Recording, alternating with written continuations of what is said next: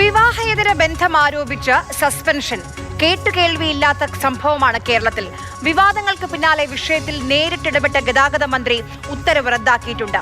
ഇന്ന് ഇതിൽ മന്ത്രിയുടെ ഒരു പ്രതികരണവും വന്നിട്ടുണ്ട്. വിഷയത്തിൽ രണ്ട് വശങ്ങൾ ഉണ്ട് എന്നാണ് മന്ത്രി പറയുന്നത്. അതോടൊപ്പം ആരുടെയും വ്യക്തിപരമായ വിഷയത്തിൽ ഇടപെടില്ല എന്നും. ഡ്രൈവറുമായി വിവാഹേതര ബന്ധം ആരോപിച്ച് KSRTC വിജിലൻസ് വിഭാഗം നൽകിയ റിപ്പോർട്ടിന്റെ അടിസ്ഥാനത്തിലാണ് വനിതാ കണ്ടക്ടറെ സസ്പെൻഡ് ചെയ്തത്. നടപടി വിവാദമായതോടെ നേരിട്ട് KB ഗണേഷ് കുമാർ ഈ വിഷയത്തിൽ ഇടപെടുകയായിരുന്നു. യാത്രക്കാർ ബെല്ലടിച്ചിറങ്ങി പോവുകയും ബെല്ലടിച്ച് കയറുകയൊക്കെ ചെയ്യുന്ന ഒരു ദൃശ്യം വരുമ്പോൾ കണ്ടക്ടർ അതിന്റെ ഉത്തരവാദിയാണ്. ബെല്ലിന്റെ കൺട്രോൾ കണ്ടക്ടറിലല്ല, നാട്ടുകാരയിലല്ല.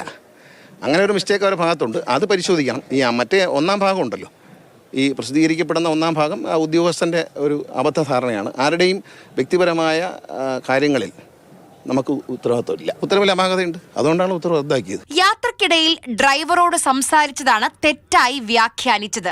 എന്നാൽ സസ്പെൻഷൻ ഉത്തരവിൽ ജീവനക്കാരുടെ പേരടക്കം പരാമർശിക്കുന്നുണ്ടായിരുന്നു. വനിതാ കണ്ടക്ടർക്കെതിരെ സഹപ്രവർത്തകനായ ഡ്രൈവറുടെ ഭാര്യ നൽകിയ പരാതിയിലാണ് വിജിലൻസിന്റെ അന്വേഷണം. ഡിപ്പോയിലെ വനിതാ കണ്ടക്ടറുമായി തന്റെ ഭർത്താവിന് വിവാഹേതര ബന്ധമുണ്ട് എന്നായിരുന്നു പരാതി.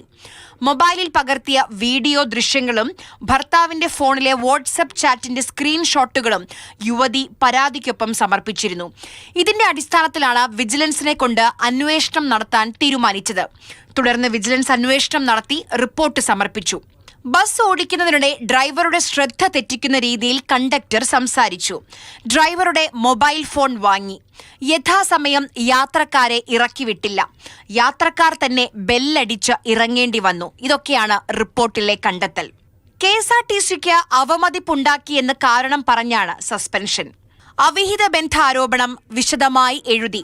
പക്ഷേ ആ ഉത്തരവിൽ രണ്ട് പ്രശ്നങ്ങളുണ്ട്. ഒന്ന്, അവിഹിത ബന്ധ ആരോപണം വിശദമായി എഴുതി.